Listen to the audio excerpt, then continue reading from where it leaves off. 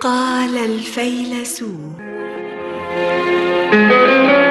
كان لي صديق فيلسوف بأقوال الحكماء شغوف. قلت له يوما: فيلسوف. نعم يا بنيتي. بماذا تجيبني إذا سألتك عن حقيقة معنى السعادة؟ هي أثمن الأشياء وأكملها وأفضلها وأجملها وأطلبها وأرغبها. السعادة الحقة في رضا الله ومحبة الناس وراحة الضمير. فمن يا ترى تراه السعيد في هذه الحياة؟ هو الذي تكون سعادته ذاتية لا عرضية، وعقلية لا حسية، وفعلية لا انفعالي. والسعداء عموما يا بنيتي هم الذين رزقوا القصد من الخيرات الخارجة عنهم، وبذلوا الأموال وعملوا الأعمال التي تقتضيها الفضيلة.